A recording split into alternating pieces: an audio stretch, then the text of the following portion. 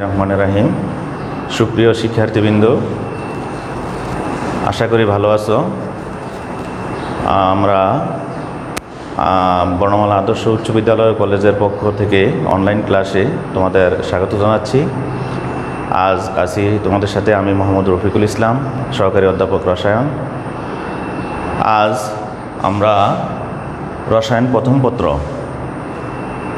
তৃতীয় অধ্যায় মৌলের পর্যায়বৃত্ত ধর্ম ও রাসায়নিক বন্ধন অধ্যায় থেকে মৌলের পর্যায়বৃত্ত ধর্ম নিয়ে তোমাদের সাথে আলোচনা করছি। তোমরা মনোযোগ সহকারে আলোচনা শুনো। তো আমাদের আজকের আলোচ্য বিষয় হলো তাইলে কি, মৌলের পর্যায়বৃত্ত ধর্ম। তাইলে মৌলের পর্যায়বৃত্ত ধর্মটা কি সেটা আমাদের জানা দরকার। আমরা জানি যে মৌলের রাসায়নিক এবং ভৌত ধর্ম নির্ভর করে তার বহিস্তরের ইলেকট্রনীয় কাঠামোর উপরে। বহিস্তরের ইলেকট্রনীয় কাঠামোর ভিন্নতার কারণে তাদের ধর্মের মধ্যেও ভিন্নতা পরিলক্ষিত হয়। আমরা জানি যে একই পর্যায়ে মৌলসমূহের পারমাণবিক সংখ্যা যখন বৃদ্ধি পেতে থাকে তখন মৌলের বহিস্তরের ইলেকট্রনীয় কাঠামো পরিবর্তন হতে থাকে। যেমন আমরা যদি তৃতীয় পর্যায়ের মৌলের কথা চিন্তা করি, যেমন সোডিয়াম প্রথম মৌল আছে, অর্থাৎ 1 নং গ্রুপে আছে সোডিয়াম। তাহলে সোডিয়াম এর বহিস্তরের ইলেকট্রনীয় কাঠামো হচ্ছে কি 3s1, অর্থাৎ তার তৃতীয় শক্তিস্তরে একটি ইলেকট্রন প্রবেশ করে। তারপরের মৌল সেটি হচ্ছে ম্যাগনেসিয়াম।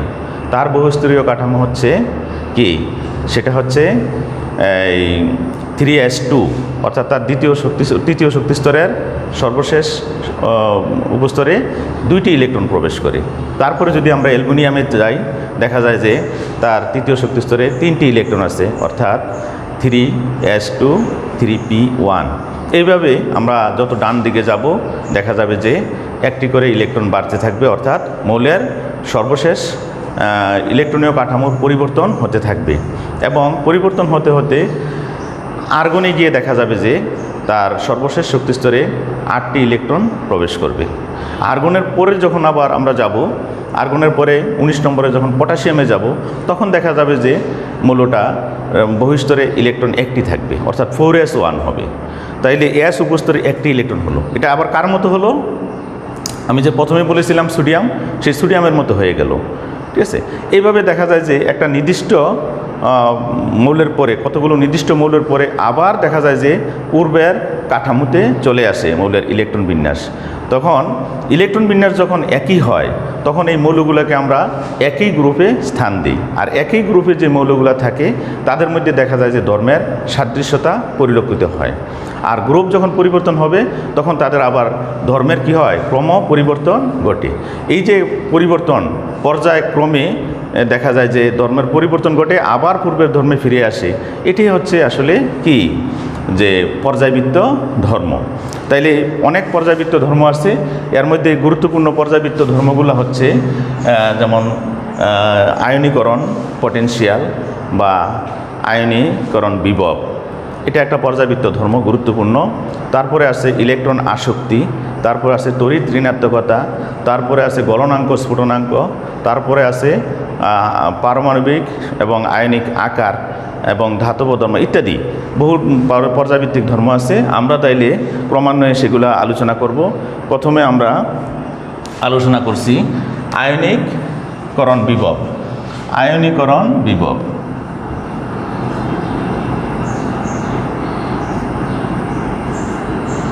মৌলের আয়নীকরণ বিভব। মৌলের আয়নীকরণ বিভব একটি পর্যায়বৃত্ত ধর্ম। এটাও দেখা যায় যে পর্যায়ক্রমে ধর্মের পরিবর্তন ঘটে এবং গ্রুপও সেটা পরিবর্তন ঘটতে থাকে। তাহলে আয়নীকরণ বিভব কি, সেই সংজ্ঞাটা তোমরা আগেও পড়েছো, আবার স্মরণ করে দিচ্ছি। সেই সংজ্ঞাটা হচ্ছে যে এক মোল বিচ্ছিন্ন গ্যাসীয় পরমাণুর প্রত্যেকটির সর্ববহিষ্ঠ শক্তিস্তর থেকে একটি করে 1 মোল ইলেকট্রন অসীম দূরত্বে অপসারিত করে 1 মোল ধনাত্মক আয়নে পরিণত করতে যে পরিমাণ শক্তির প্রয়োজন হয় তাকে বলা হয় ওই মৌলের আয়নীকরণ শক্তি, অর্থাৎ প্রথম আয়নীকরণ শক্তি। তাহলে কি বললাম, যে 1 মোল বিচ্ছিন্ন গ্যাসীয় পরমাণুর গ্যাসীয় হলে সেগুলো বিচ্ছিন্ন হবে। গ্যাসীয় পরমাণুর প্রত্যেকটির সর্ববহিষ্ঠ শক্তিস্তর থেকে একটি করে 1 মোল ইলেকট্রন অসীম দূরত্বে অপসারিত করে 1 মোল ধনাত্মক আয়নে পরিণত করতে যে পরিমাণ শক্তির প্রয়োজন হয় তাকেই বলা হয় মৌলের আয়নীকরণ শক্তি বা প্রথম আয়নীকরণ শক্তি। তাহলে এই যে আয়নীকরণ শক্তি, এই আয়নীকরণ শক্তি হচ্ছে একটি পর্যায়বৃত্ত ধর্ম। এই আয়নীকরণ শক্তি দেখো বিভবের মান নিচের যে 5টি বিষয় আমি লিখেছি, এই 5টি বিষয়ের উপরে নির্ভর করে। মৌলের আয়নীকরণ বিভব কয়টি বিষয়ের উপর নির্ভর করে? 5টি বিষয়ের উপর নির্ভর করে। এই 5টি বিষয় হচ্ছে, প্রথমে হচ্ছে পরমাণুর আকার। পরমাণুর আকারের উপরে আয়নীকরণ বিভব শক্তি নির্ভর করে। পরমাণুর আকার যদি বড় হয় তাহলে আয়নীকরণ বিভবের মান কমে যায়, হ্রাস পেতে থাকে। আর আকার ছোট হলে আয়নীকরণ বিভবের মান বৃদ্ধি পায়। তাহলে পর্যায় সারণীতে যদি আমরা একই গ্রুপে উপর থেকে নিচের দিকে যাই তাহলে কি হবে? দেখা যাবে যে পারমাণবিক আকার আস্তে আস্তে বৃদ্ধি পাবে। যেমন লিথিয়াম, লিথিয়ামের একটি শক্তিস্তর আছে, দুইটি শক্তিস্তর আছে। প্রথম শক্তিস্তরে 2টি ইলেকট্রন এবং দ্বিতীয় শক্তিস্তরে 1টি ইলেকট্রন। আবার তারপরেই আছে, তার নিচেই আছে সোডিয়াম, তার কিন্তু 3টি শক্তিস্তর আছে, অর্থাৎ একটি শক্তিস্তর বাড়ল। তারপরে আছে পটাশিয়াম, তার হলো 4টি শক্তিস্তর। তারপরে আছে পটাশিয়ামের পরে হচ্ছে রুবিডিয়াম, সিজিয়াম, ফ্রান্সিয়াম, এইভাবে। তাইলে লিথিয়ামের আছে 1টি শক্তিস্তর, 2টি শক্তিস্তর। তারপর সোডিয়ামের আছে 3টি শক্তিস্তর। তারপর পটাশিয়ামের আছে 4টি শক্তিস্তর। এইভাবে যত আমরা নিচের দিকে যাব দেখা যাবে শক্তিস্তর সংখ্যা বৃদ্ধি পাবে। শক্তিস্তর সংখ্যা বৃদ্ধি পাওয়া মানে কি? আকার বৃদ্ধি পাওয়া। আকার যদি বৃদ্ধি পায় তাহলে এই যে কেন্দ্রে আছে পরমাণুর প্রোটন, নিউক্লিয়াসের মধ্যে প্রোটন আছে আর বাহিরে আছে ইলেকট্রন। তাইলে আয়নীকরণ শক্তিটা কি? ইলেকট্রন অপসারণের শক্তি। তাহলে ইলেকট্রন অপসারিত হবে কখন? যদি কেন্দ্রের সাথে বাহিরের শক্তিস্তরের ইলেকট্রনের আকর্ষণ শক্তিটা যত বেশি হবে সেখান থেকে ইলেকট্রন অপসারণ করতে বেশি শক্তির প্রয়োগ করতে হবে।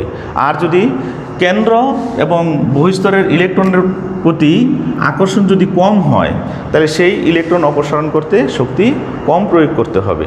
তাইলে দেখা যায় যে এখানে লিথিয়ামের নিউক্লিয়াস এবং বহিস্তরের ইলেকট্রনের যে দূরত্ব, সেখানে পটাশিয়াম বা সোডিয়ামের সেই দূরত্ব অনেক বেশি। দূরত্ব যত বেশি হবে নিউক্লিয়াসের প্রতি বাহিরের শক্তিস্তরের ইলেকট্রনের আকর্ষণ তত কম হবে। আকর্ষণ যত কম হবে ততই দেখা যাবে যে এই ইলেকট্রনকে অপসারণ করতে শক্তি কম প্রয়োগ করতে হবে। তাই দেখা যায় যে একই গ্রুপে উপর থেকে যত নিচের দিকে যাওয়া যায় পারমাণবিক সংখ্যা বৃদ্ধির সাথে সাথে দেখা যায় যে মৌলের আয়নীকরণ শক্তির মান হ্রাস পায়। আয়নীকরণ শক্তির মান কি হয়? হ্রাস পায়। আর আয়নীকরণ শক্তির মান যত হ্রাস পাবে তার সাথে কিন্তু মৌলের আরও কিছু ধর্ম নির্ভর করে। যেমন সক্রিয়তা, গুরুত্বপূর্ণ একটা জিনিস। সক্রিয়তা কি হবে? বৃদ্ধি পাবে। আয়নীকরণ শক্তি যত হ্রাস পাবে মৌলের সক্রিয়তা তত বৃদ্ধি পাবে। কারণ ওই মৌলের ইলেকট্রনকে অপসারণ করে যখন সেটাকে আয়নে পরিণত করা হবে সেই আয়নে কিন্তু তার বিপরীতধর্মী আয়নের সাথে যুক্ত হয়ে যৌগ গঠন করে। তাহলে যত অল্প শক্তিতে মৌলটিকে আয়নে পরিণত করা যাবে সেই মৌলটি তত তাড়াতাড়ি অপর মৌলের সাথে যুক্ত হয়ে যৌগ গঠন করতে পারবে। এই জন্য তাইলে আয়নীকরণ বিভবের মান একই গ্রুপে উপর থেকে নিচের দিকে পারমাণবিক সংখ্যা বৃদ্ধির সাথে সাথে কী হয়? হ্রাস পায় এবং মৌলের সক্রিয়তা বৃদ্ধি পায়। তাহলে এইখান থেকে তোমাদেরকে যদি একটি প্রশ্ন করা হয় যে এখানে সোডিয়াম আছে, পটাশিয়াম আছে, তাহলে সোডিয়াম এবং পটাশিয়ামের মধ্যে কোন মৌলটির আয়নীকরণ শক্তির মান কম? তাইলে তুমি বলবে যে পটাশিয়ামের আয়নীকরণ শক্তি মান কম। আচ্ছা, আবার যদি বলা হয় কোন মৌলটির সক্রিয়তা বেশি, তাহলে তুমি কি বলবে? যে এখানে পটাশিয়ামের সক্রিয়তা বেশি, সোডিয়ামের সক্রিয়তা কম, লিথিয়ামের সক্রিয়তা আরও কম। তাইলে ক্লিয়ার হয়ে গেল যে এই প্রথম যে ধর্মটা সেটা অর্থাৎ পরমাণুর আকার। পরমাণুর আকার যত বৃদ্ধি পাবে মৌলের আয়নীকরণ শক্তি তত কী হবে, হ্রাস পাবে এবং সক্রিয়তা তত বৃদ্ধি পাবে। তারপরে আসো তোমাদের দ্বিতীয় পয়েন্ট, যেটা নিউক্লিয়ার চার্জ বা আদান। নিউক্লিয়ার চার্জ বা আদান। এখন এই নিউক্লিয়ার চার্জ বা আদানটা কি? সেটা হচ্ছে পরমাণুর নিউক্লিয়াসে যে ধনাত্মক প্রোটন থাকে, সেই প্রোটনের চার্জ হচ্ছে নিউক্লিয়ার চার্জ বা আদান।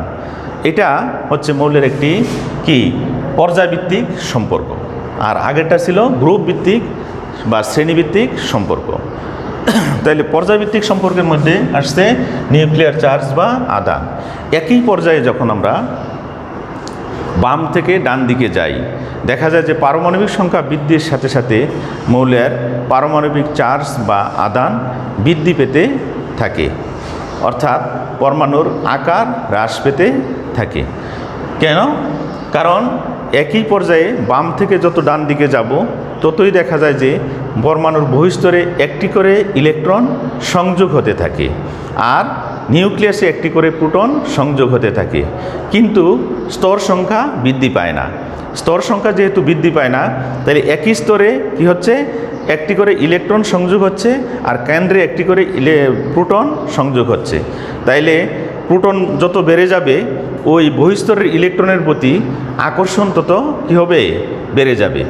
আর আকর্ষণ যত বেড়ে যাবে ততই দেখা যাবে যে সেই স্তরটা কি হয়ে যাবে, সংকুচিত হয়ে যাবে এবং ওই ইলেকট্রনগুলোকে অপসারণ করতে অধিক পরিমাণে শক্তি প্রয়োগ করতে হবে। এই জন্য দেখা যায় যে একই গ্রুপে একই পর্যায়ে যত বাম থেকে ডান দিকে যাওয়া যায় মৌলের দেখা যায় যে চার্জ সংখ্যা বৃদ্ধি পায়, অর্থাৎ পরমাণুর আকার হ্রাস পায়, অর্থাৎ বহিস্থ শক্তি স্তরের ইলেকট্রনের প্রতি নিউক্লিয়াসের আকর্ষণ বৃদ্ধি পায়। সেজন্য সেই ইলেকট্রনকে অপসারণ করতে অধিক পরিমাণে শক্তি প্রয়োগ করতে হয়, অর্থাৎ আয়নীকরণ শক্তির মান বৃদ্ধি পেতে থাকে। এই জন্য একই পর্যায়ে বাম থেকে যত ডান দিকে যাওয়া যায় মৌলের আয়নীকরণ শক্তির মান তত বৃদ্ধি পেতে থাকে এবং সর্বডানে 18 নং গ্রুপে অর্থাৎ নিষ্ক্রিয় গ্যাসে গিয়ে তার আয়নীকরণ শক্তির মান সবচেয়ে বেশি হয়। এই জন্য নিষ্ক্রিয় গ্যাস সাধারণত আয়নে পরিণত হয় না এবং বিক্রিয়ায়ও অংশগ্রহণ সাধারণত করে না। তাইলে আমরা যদি একটি পর্যায়ের কথা চিন্তা করি, যেমন দ্বিতীয় পর্যায় লিথিয়াম, তারপরে আছে লিথিয়ামের পরে আছে বেরিলিয়াম, তারপরে আছে বোরন, তারপরে আছে কার্বন, তারপরে দেখা যায় যে আছে নাইট্রোজেন, তারপরে অক্সিজেন, ফ্লোরিন, তারপরে হলো নিয়ন। এইভাবে চলতে থাকবে। তাইলে লিথিয়ামের দেখা যায় যে ইলেকট্রন বিন্যাস যদি লিখি, তার বহিঃস্তরের ইলেকট্রনীয় বিন্যাস হবে কি, তার ইলেকট্রন বিন্যাস হবে 1s2 2s1। বেরিলিয়ামে দেখা যাবে যে হবে 1s2 2s2। বোরনের হবে 1s2 2s2। এরপরে তার 5টি ইলেকট্রন, প্রথম শক্তি স্তরে 2টি, এরপরে হলো 2p1। এরপরে এইভাবে চলতে থাকবে। কার্বনের ক্ষেত্রে সেটা হবে 2, নাইট্রোজেনের ক্ষেত্রে 3, কার্বনের ক্ষেত্রে কি হবে 1s2 2s2 2p2, নাইট্রোজেনের ক্ষেত্রে 1s2 2s2 2p3, অক্সিজেনের ক্ষেত্রে দেখা যাবে যে হবে 1s2 2s2 2p4। তাইলে কি হলো, দ্বিতীয় শক্তি স্তরে লিথিয়ামের দ্বিতীয় শক্তি স্তরে একটি ইলেকট্রন আছে, বেরিলিয়ামের 2টি, বোরনের 3টি, কার্বনের 4টি, নাইট্রোজেনের 5টি, অক্সিজেনের 6টি, এইভাবে বাড়তে থাকবে এবং নিয়নে গিয়ে দেখা যাবে যে সর্বশেষ শক্তি স্তরে 8টি ইলেকট্রন হবে। তাইলে এখানে কিন্তু শক্তিস্তর বাড়ছে না, শক্তিস্তর সর্বশেষ শক্তিস্তর বাড়ে নাই, কিন্তু বাড়ছে কি শুধু ইলেকট্রন বাড়ছে, আর ইলেকট্রন বাড়ার সাথে সাথে কেন্দ্রে প্রোটন বাড়ছে, বা এর ফলে দেখা যাবে যে প্রোটন এবং বা নিউক্লিয়াস এবং ইলেকট্রনের মধ্যে আকর্ষণ বৃদ্ধি পাবে। এজন্য বহিঃস্তরের ইলেকট্রন অপসারণ করতে কি লাগবে, অনেক শক্তি প্রয়োগ করতে হবে। এজন্য দেখা যাবে যে লিথিয়াম, বেরিলিয়াম, বোরন, কার্বন, যতই আমরা ডান দিকে যাব তার দেখা যাবে যে আয়নীকরণ পটেনশিয়াল বা আয়নীকরণ বিভবের মান বাড়তে থাকবে। লিথিয়ামের দেখা যায় যে আয়নীকরণ বিভবের মান হলো 520 কিলোজুল পার মোল। বেরিলিয়ামের সেখানে হচ্ছে 900 কিলোজুল পার মোল এবং বোরনের হচ্ছে 800 কিলোজুল পার মোল। কার্বনের হচ্ছে 1100 কিলোজুল পার মোল। তাহলে দেখতেছ যে যত আমরা ডান দিকে যাচ্ছি ততই দেখা যায় যে মৌলের কি হচ্ছে আয়নীকরণ বিভবের মান বৃদ্ধি পাচ্ছে। এর মধ্যে একটু ব্যতিক্রমও দেখা যাচ্ছে, যেমন এই বেরিলিয়াম এবং বোরনের মধ্যে।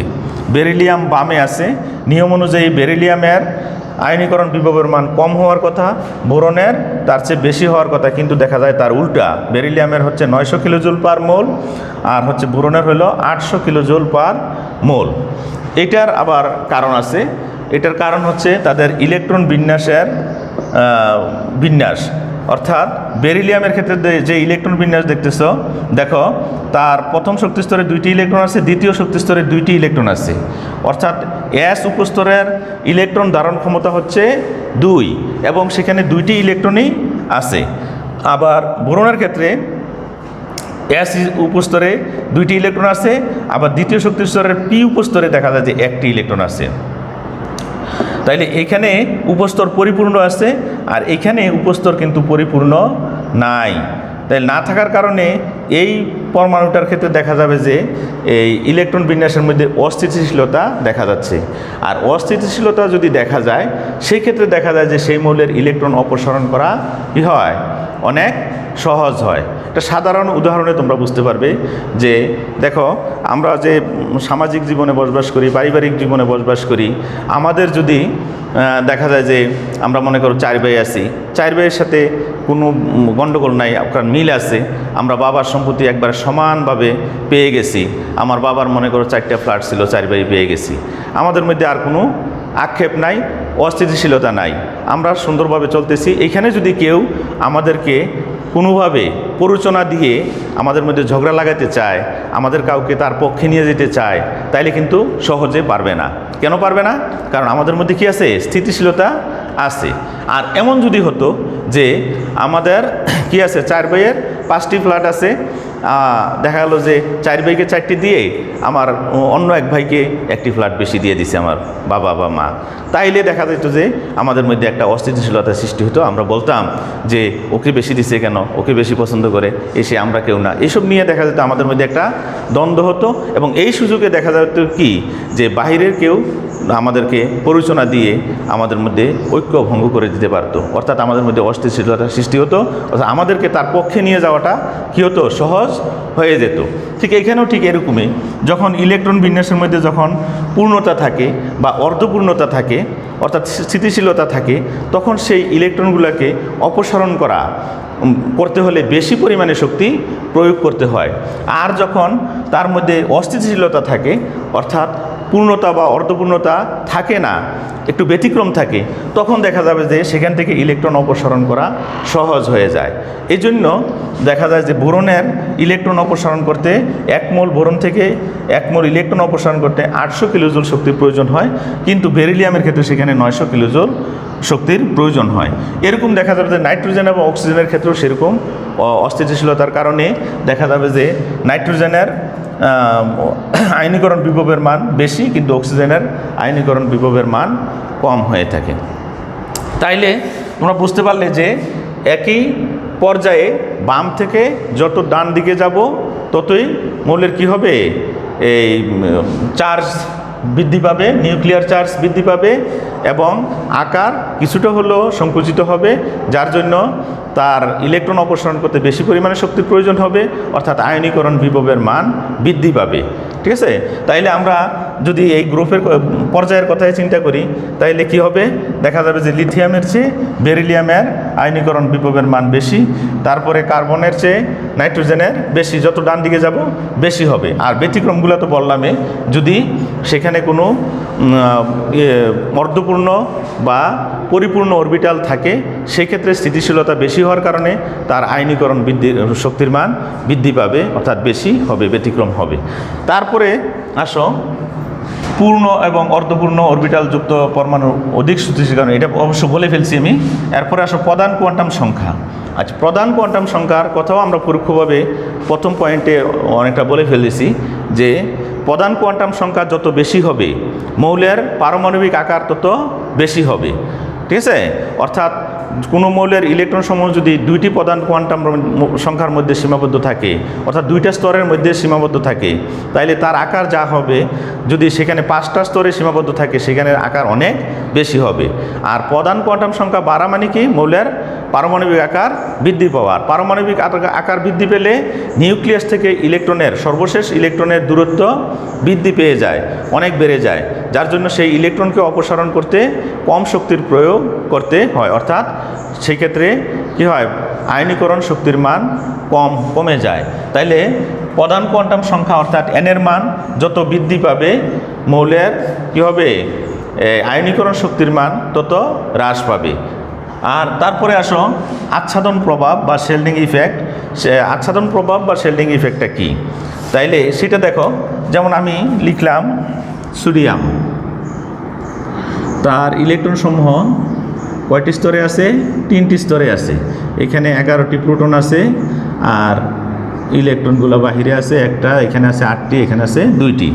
এরপরে আমি লিখলাম মনে করো রুবিডিয়াম, তার ইলেকট্রন সমূহ আছে 3, 4, 5টি শক্তি স্তরে আছে। তারও বাহিরের শক্তি স্তরে একটি ইলেকট্রন আছে, এখানে আছে 37টি। তাইলে এখন দেখো এইখানে নিউক্লিয়াস দ্বারা এই ইলেকট্রনকে আকর্ষণ করছে, এখানে মাঝে কি আছে, একটি স্তর আছে। আর এখানেও নিউক্লিয়াস কি করছে, এই বহিস্তরের ইলেকট্রনকে আকর্ষণ করছে, এবং এখানে মাঝে অনেকগুলো স্তর আছে, 3টি স্তর মাঝে অতিরিক্ত আছে। তাইলে এই স্তরগুলোতে কি আছে, প্রত্যেকটা স্তরেই কিন্তু ইলেকট্রন আছে, প্রত্যেকটা স্তরে ইলেকট্রন আছে। মাঝের যে শক্তিস্তরগুলা বা উপস্তরগুলো আছে, প্রত্যেকটি শক্তিস্তর বা উপস্তরে ইলেকট্রন আছে। তাইলে এই নিউক্লিয়াস যখন বহিস্তরের ইলেকট্রনকে আকর্ষণ করবে, সেই আকর্ষণের কারণেই ইলেকট্রনটি নিউক্লিয়াসের সাথে সংযুক্ত থাকে। কিন্তু আকর্ষণ যত দুর্বল হবে, সেই ইলেকট্রনকে অপসারণ করা তত কী হবে, সহজ হবে। আর অপসারণ করতে যে শক্তিটা লাগবে সেটাই তো আমাদের আয়নীকরণ শক্তি। তাইলে এইখানে এই আকর্ষণটাকে দেখো, এই যত তার মাঝে যত শক্তিস্তর বা উপস্তর কম থাকবে, সেই আকর্ষণ তত কম প্রতিহত হবে। আর যত বেশি শক্তিস্তর বা উপস্তর থাকবে, সেই উপস্তরের ইলেকট্রনগুলো কী করবে, পরস্পরকে বিকর্ষণ করবে, এবং এই আকর্ষণটাকে কী করবে, প্রতিহত করে দিবে। মনে করো আমার হাতে একটি চুম্বক আছে, আর এখানে মনে করো দূরে আছে একটি কি লোহা। তাহলে এই চুম্বক খণ্ড কী করবে, লোহাকে আকর্ষণ করবে, তাই না? এখন যদি এইটা একটা নির্দিষ্ট শক্তিতে মনে করো আকর্ষণ করেছে, মাঝে মনে করো আমি একটা কি করলাম, কোনো একটা আচ্ছাদন দিয়ে দিলাম, একটা পেপার দিয়ে দিলাম, বা একটা কোনো বাধা দিয়ে দিলাম। বাধা দিলে তখন দেখা যাবে যে সেই আকর্ষণটা কিছুটা কি হবে, কমে যাবে, কিছুটা প্রতিহত হবে। যদি আরও একটা বাধা দেওয়া হয়, তাহলে আকর্ষণ দেখা যাবে যে আরও কমে যাবে। ঠিক এরকমই দেখা যায় যে এই নিউক্লিয়াস এবং ইলেকট্রনের আকর্ষণকে প্রতিহত করছে কারা, মাঝে যে শক্তিস্তর বা উপস্তরগুলো আছে, সেই শক্তিস্তর বা উপস্তরগুলা। তাহলে এই শক্তিস্তর বা উপস্তর মাঝে যত বেশি হবে, এই আকর্ষণ তত হ্রাস পাবে। আকর্ষণ যত হ্রাস পাবে, এই ইলেকট্রনকে অপসারণ করা তত সহজ হবে, অর্থাৎ আয়নীকরণ শক্তির মান তত হ্রাস পাবে।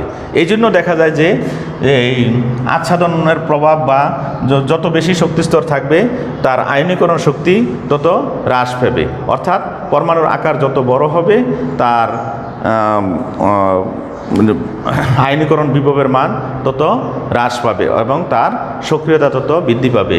এই হিসাবে দেখা যায় যে পর্যায় সারণীতে সর্ববামে যে গ্রুপ আছে, গ্রুপ 1, সেই গ্রুপের মৌলগুলার ক্ষেত্রে দেখা যায় যে আয়নীকরণ শক্তির মান সবচেয়ে কম, এবং সেই গ্রুপের মধ্যে আবার উপর থেকে একবারে নিচে যে ফ্রান্সিয়াম মৌলটি আছে সেটি, অর্থাৎ পর্যায় সারণীর সর্ববামে সবার নিচে যে মৌলটি আছে, সেই মৌলটির আয়নীকরণ শক্তির মান সবচেয়ে কম। এজন্য এই মৌলটি সবচেয়ে বেশি সক্রিয় ধাতু।